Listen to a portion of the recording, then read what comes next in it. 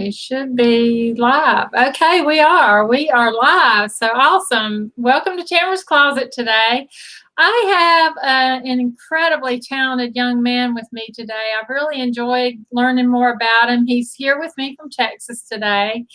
He is a rock and roll singer, which I love rock and roll, and a lot of the bands that he is crazy about were bands that I've always been crazy about. So that's been great. And you know, by the age of 13, he had already learned to play 10 different instruments. He's just incredible what he's accomplished. He has also appeared on The Voice and on American Idol, where he actually received high praises from Lionel Richie and Katy Perry. In 2015, he won the coveted Texas 10 Under 20 guitar competition at the Dallas International Guitar Show. In 2016 and 2017, he won the Fab Chart Awards for Best Song, Video, and Male Artist. And then in 2017, he won Teen Clash Indie Guitarist of the Year in London.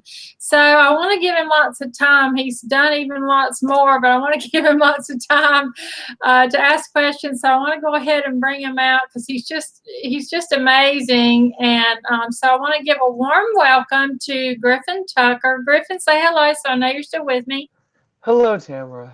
Hey, I am so happy to have you here, Griffin. I have had so much fun watching all your videos, and you know, your passion is just undeniable. It really is, and you can tell even when you were really, really young. I'm just amazed. I don't think I had that kind of passion when I was that young. Not about a career thing, you know. So I know you started very young, and I like to kind of go into the family history a little bit. What were there other artists in your family that whether musicians or singers or any kind of arts? Well, as far as my family loves music. My mom used to always sing when she was younger. She'd always be in the choir. And she'd always like go to concerts and stuff. My dad loves to play guitar.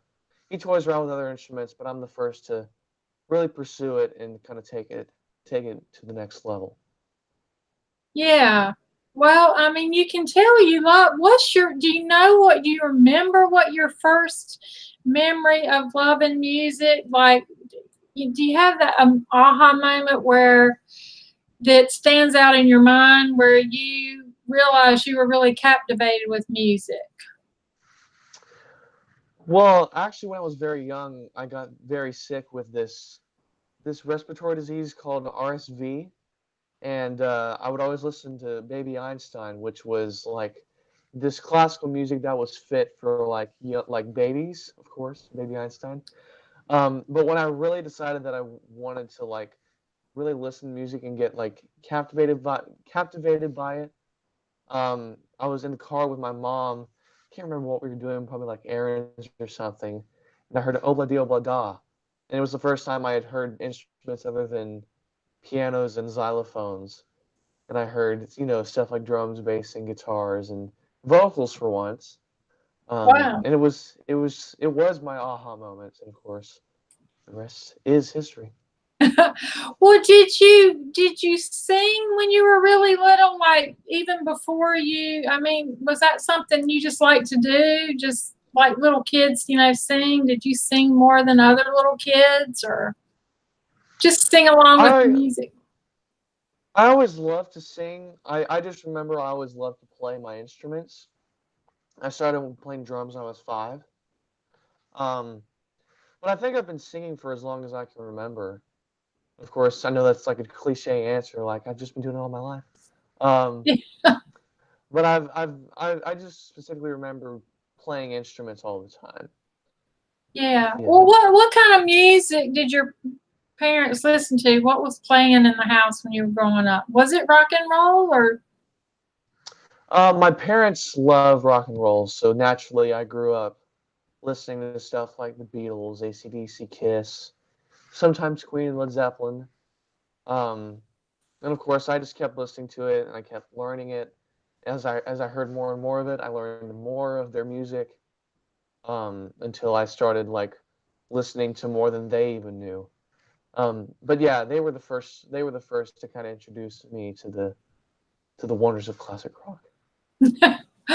Well, who was it that kind of noticed you had some kind of talent? Was there was it your parents or somebody? You're a teacher or? Well, the first thing I started doing as far as music was playing drums. And my dad and my brother wanted to like learn how to play guitar together when I was really, really young. And they would always go to Guitar Center, go to like the acoustic room and just jam out for a bit. And I would be there bored and I'd ask my mom, "Can I go to the drum room? Can I go to the drum room?" And of course, being a mom, she wouldn't say no. Um, so of course I'd go in there being a toddler, just like hitting everything I could reach.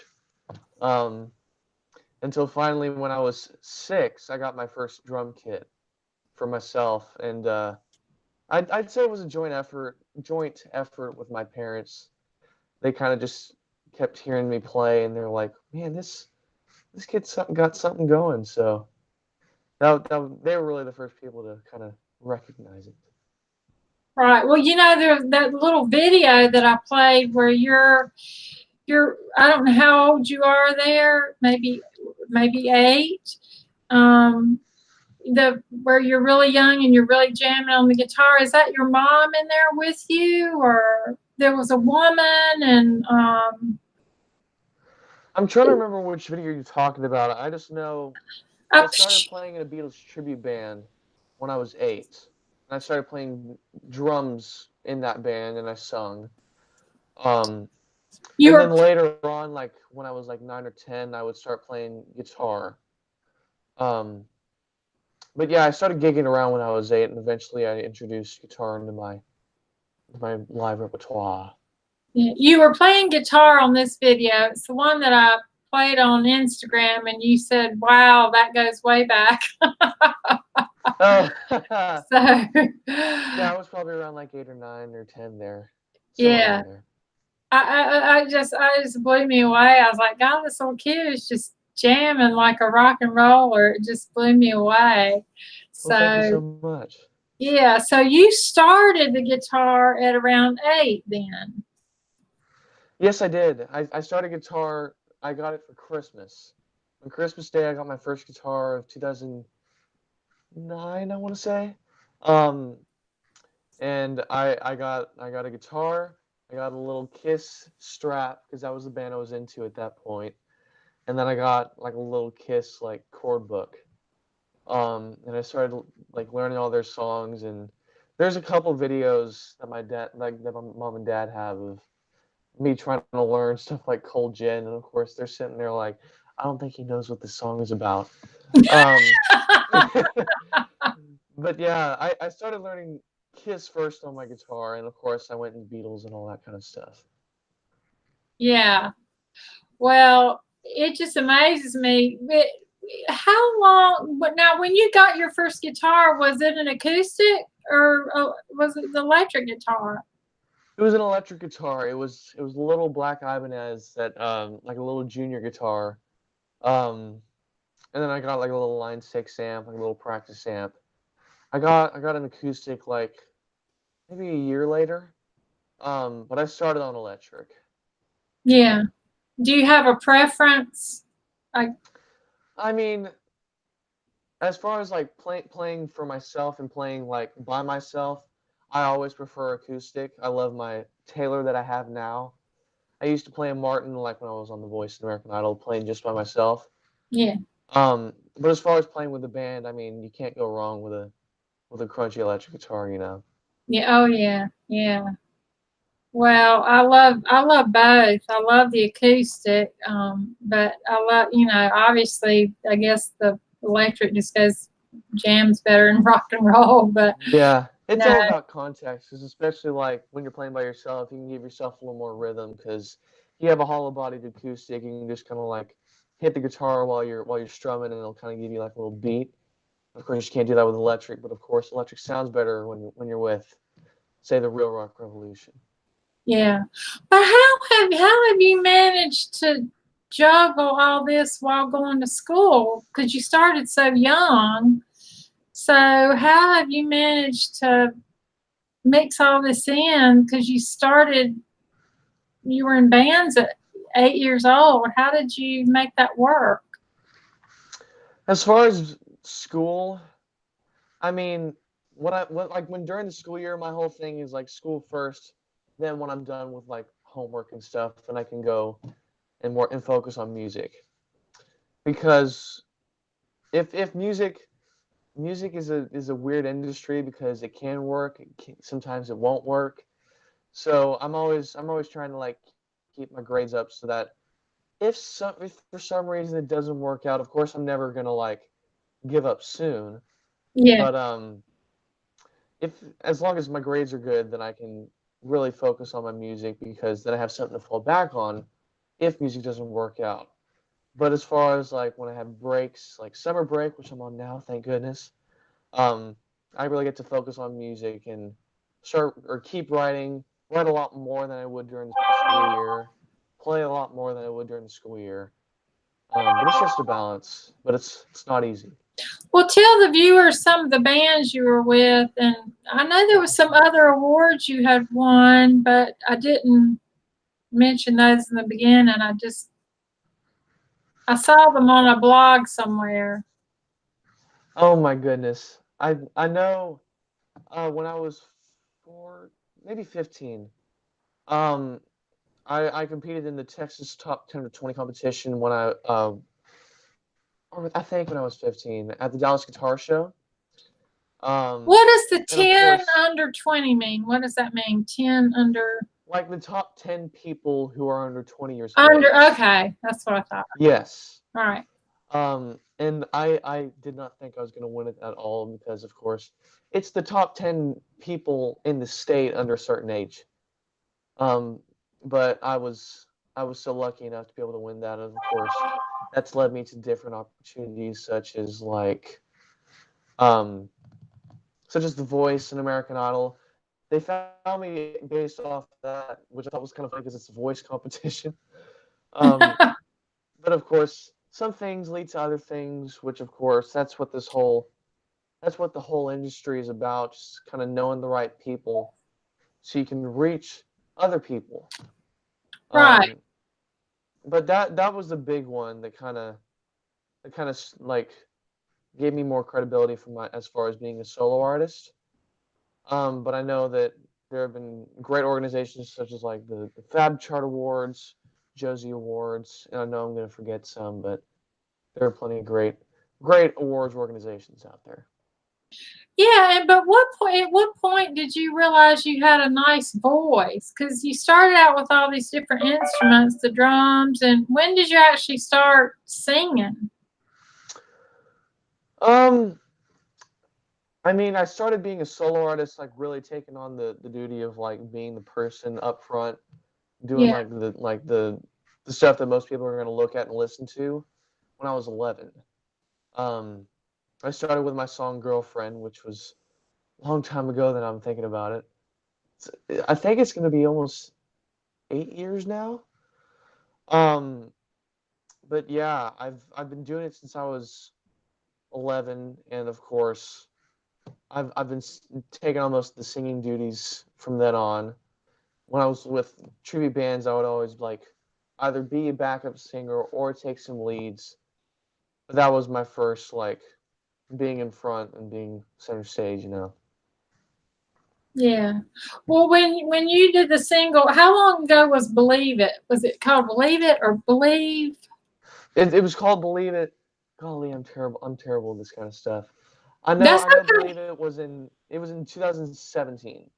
Okay. And that was my first album, and I really wanted to make it like a statement with it, kind of saying like, this is my sound, and this is what I'm really gonna like build off of from now until the future. And of course, since then I've done stuff like Lead Me, which is just an extension of Believe It because I really that's my sound. Yeah. Because they were both great videos, and I really enjoyed that. I think the Believe It was the first one I watched. So it was a great video. Um, whoever did that for you, it was really Well, thank you. nice. Yeah, it was great. So what was some of the inspiration behind both of those, the Believe It and then Leave Me? And I mean, do you just wake up and have this idea? Do the words come first or the melody or? Well, actually, the way I write songs, my mom writes my words because I'm personally not like a lyric writer, but I always write the music if I Oh, okay. can, and if I'm given like the opportunity to like sit down and record everything myself. I always write the music, and then my mom will usually find something like she always has like a little journal of stuff that she just writes stuff down in, and if something works with the music, then she'll take it out and we'll kind of mesh the two together.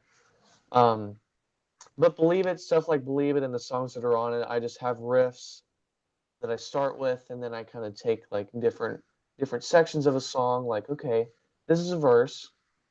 This sounds like something I'd put in a verse.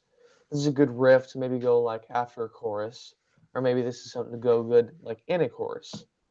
Um, but it all comes like it usually comes with a guitar. Like the main focus, like it's either a guitar or it's a piano song, like some kind of love song. Um, or maybe sometimes if I have like an idea on the bass, for instance, the bass solo in Believe It, I'd start with that. I'd have that, and then actually that song that wasn't in the song originally, but I kind of started off with a verse and the chorus, and I was like, why don't I just make like this huge rock and roll song with a bunch of solos? Um, and so I put like the drum solo in there and the bass solo and then the guitar solo, and I thought that would be like a really good statement for like, and of course with the lyrics, like this is what I hear in my head, and I want to like share it with everyone that I can. So that was the main inspiration behind Believe It. I almost called it Believe Me. Um, but Lead Me, which is what I was going to go to. Lead Me was actually started with my mom was writing some lyrics based on some, I think it was a Bible verse that she found. It was called it was something in the Psalms. I'm trying to remember. It was lead me to the rock that is higher. Or some than I, sorry. Lead me to the rock that is higher than I. Oh, Um okay. and she was like, that is a chorus if I've ever heard one. Um and of course I kind of dug through like my garage band. I had a bunch of ideas that I had stored up. And I found this riff and we just kind of built it until it became the song. So Oh, yeah. that's amazing. I mean, that you two can work together like that. That's really great. I mean, that's It is. awesome. It's awesome. Yeah. I want you to talk about some of the music that's influenced you and how it's influenced your style because you like several different groups that I've liked. I'm trying to remember them all. I think Kiss and Led Zeppelin and talk a little bit about some of the music that you like that has kind of influenced or how it's influenced you. Well, there's a lot of I really have just a select few like classic rock bands that I've really like that have really latched on. Like for instance, of course, the Beatles. They were able to take these great melodies and make these stories and just tell them in such a way that was so real with whatever instruments they'd be using, whatever melody they'd be singing through, whatever melody they'd be using to tell their story. Um, And then there's other bands that are just like, AC/DC or Kiss or Led Zeppelin that are just like helping me to get better whatever instrument I'm focusing on in the song. Um, and of course, Queen, kind of a mixture of the two. Great melodies, great storytelling, but also great like instrumentation. Um, and I'm actually starting to develop a soft spot for ABBA, which of course they have great melodies um, behind like all the costumes they wear and stuff. Oh But yeah. they do have great melodies because Benny and Bjorn and I think their partner Stig were great writers. But I just pull different things from different artists and different bands, and I kind of form it into my own style. Yeah, right. Now, have you had a mentor over the period, or is your mom your mentor, or do you have another mentor outside of home, or like that person that kind of keeps you going and you go ask advice to, or I don't know. Well, my mom is always around, so she's the person that I always go to. Um, because she's always with me at every show. She's always with me at every session.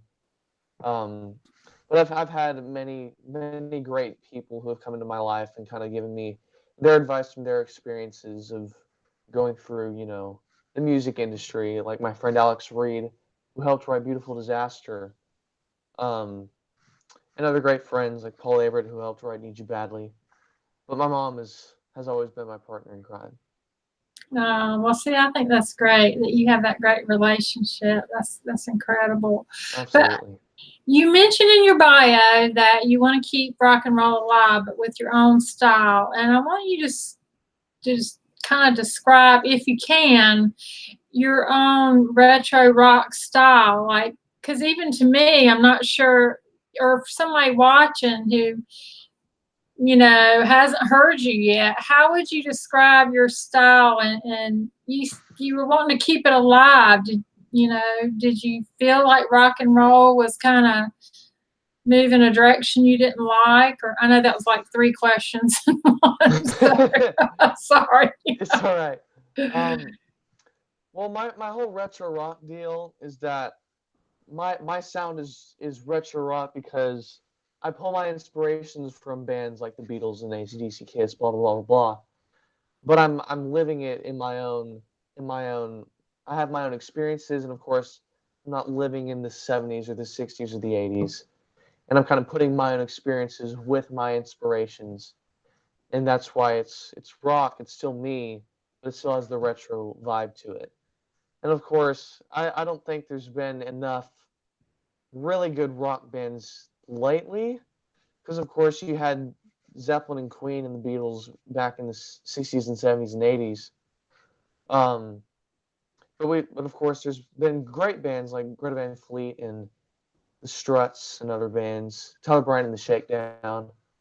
Um, but I don't feel like there's been enough, and there has been enough representation for rock bands and rock artists. So I'm hoping to kind of keep it alive and bring it back into the forefront. I think that's awesome. I agree with you because I kind of feel the same way. And when I saw your first video, I was like, yes, this is great. Because I do. I like the same music that inspires you, and so I like that you're kind of wanting to keep it alive and with your own style. So I think that's really admirable of you. Well, It's thank you. it's smart too to kind of, you want to be the trend setter, not the trend follower, I always think. So, anyway. The people who stick around the longest are the people who set their own trends, because the trends can only last for so long. If you have like something that'll last, if you have something that'll stand the test of time, like all these bands that I've loved, that's where real inspiration can come from. Oh, absolutely. Just being yourself and not trying to follow what's happening in your Yeah. day. But you're smart to do that because it also makes you stand out. And if you just blend in with everybody else, you're not going to be as noticed. So I think that's great. I think it's great. Okay, you're not only, let's see if I already asked you this. So, well, what was the inspiration to learn all those instruments? I mean, what did you just wake up and go, I got to learn as many instruments as I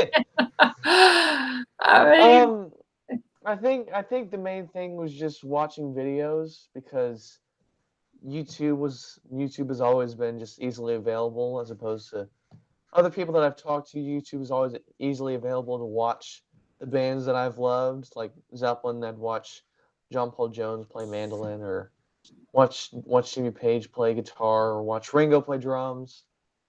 Um, so I'd always just watch that kind of stuff and be like, you know what? I kind of want to learn that today. I want to learn how to do that so I can maybe do that if I wanted to live. Um, but that's always the main inspiration of just like wanting to do more. Well, that's incredible. Well, I think it just makes you a better, well-rounded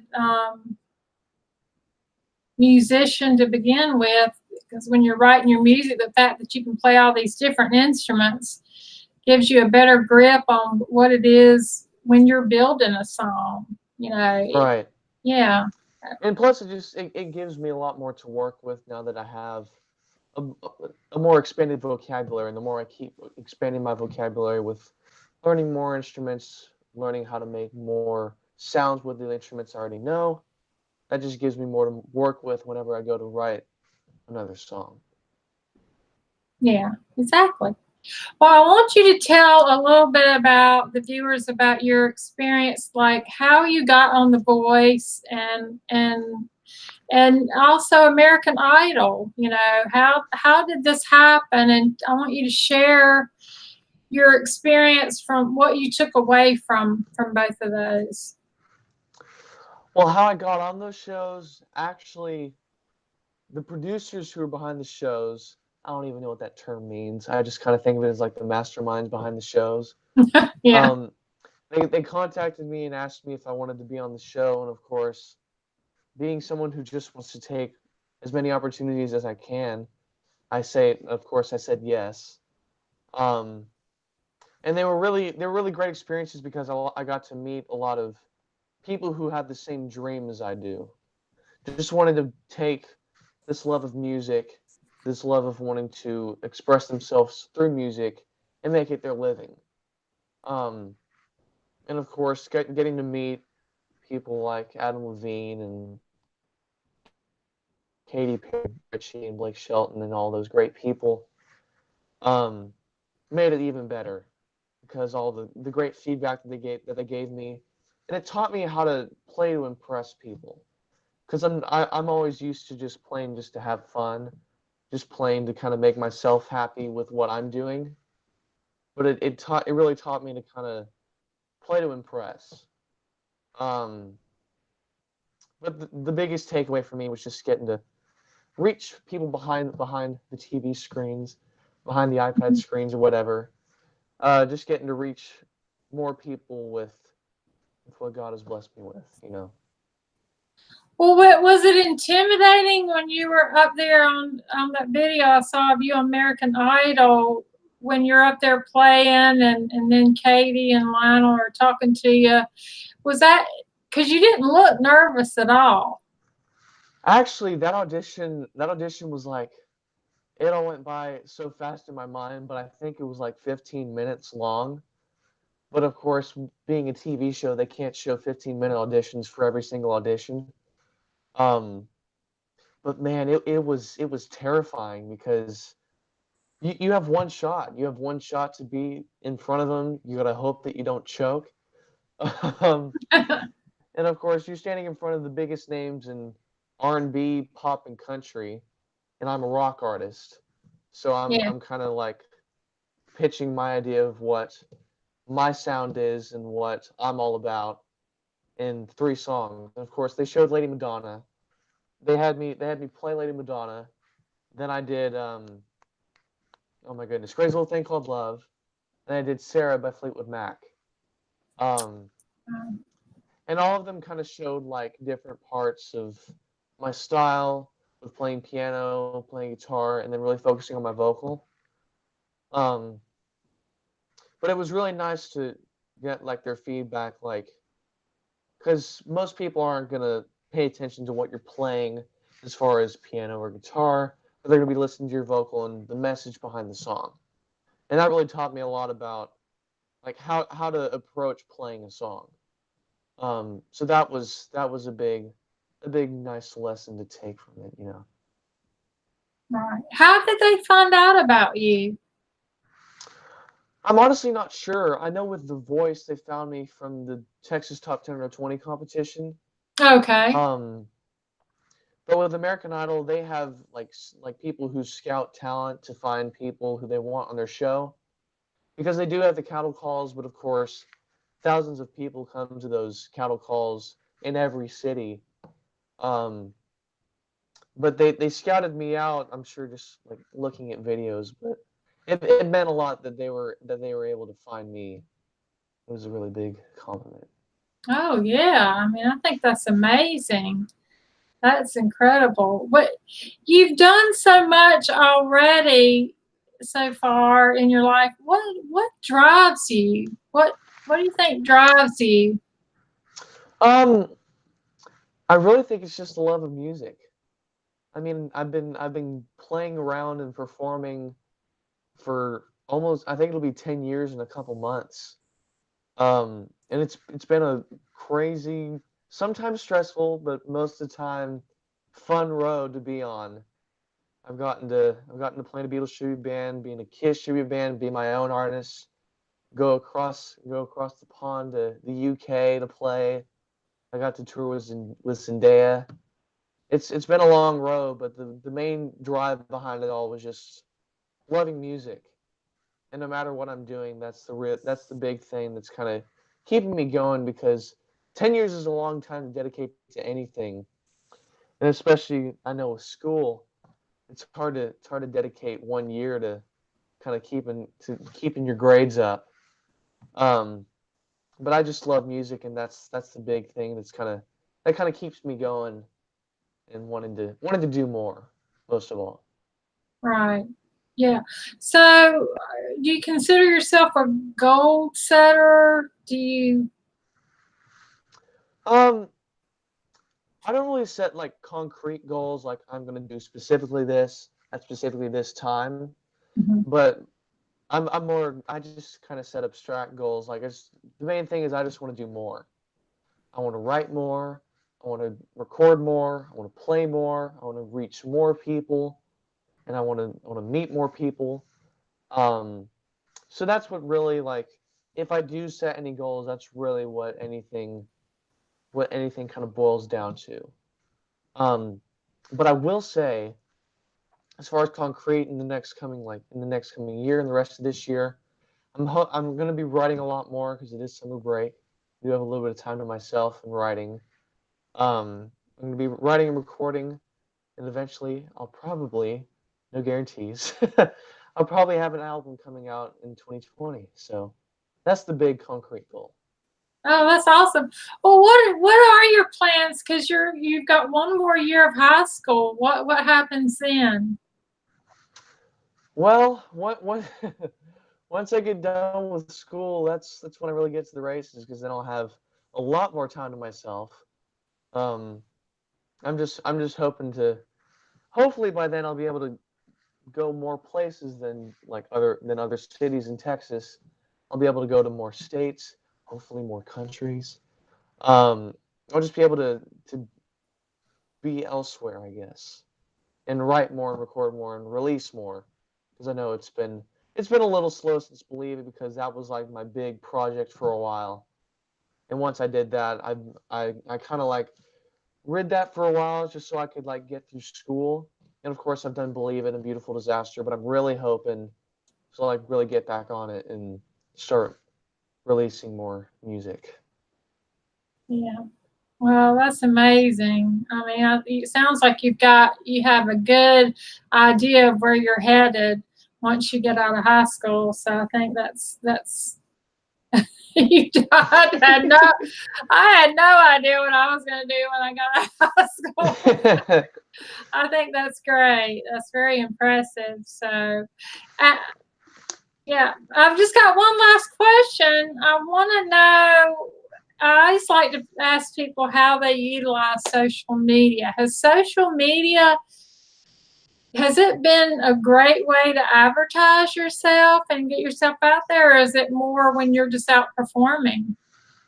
It is a great way to advertise, because you get to reach more people than you can just. It's better than going on the street and just being like, "Hey, check out my CD." Yeah, Um, but it's hard to reach more people just through social media, like getting more followers and getting more like constant followers, rather than like people who kind of like see you one day and then they move on to the next person. You just kind of have to be on it consistently, from what I've experienced. You just have to be on it consistently, posting on a pretty regular schedule. But it's definitely been a big blessing as far as like promoting shows, promoting new songs that I have, and just promoting whatever I'm doing at any particular moment. Okay. Well, you have a very good head on your shoulders. You know what you want, and you go after it, and you still stay close to your school, and you get that done too. So that's very impressive, I Well, thank think. you. Yeah, very impressive. And you can tell you're very smart. So I know you're going to do very well.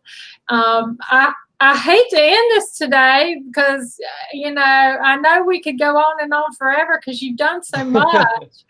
But I want to thank you so much for being here today, Griffin. I've Thank you truly, so much for yeah, inviting me. It's really meant a lot. yeah, I truly want you to stay in touch, and I've enjoyed learning more about you, and you're an amazing young man. Is there anything you want to announce or mention that we didn't cover? Well,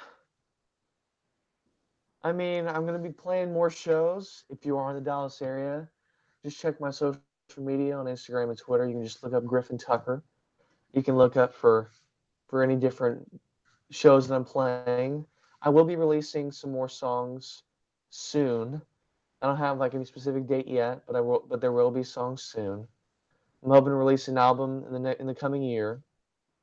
As soon as I record everything and so I'll write everything. Yeah. um, but that's the big thing. Just be on the lookout. I'm always on the lookout. I'll tell you that.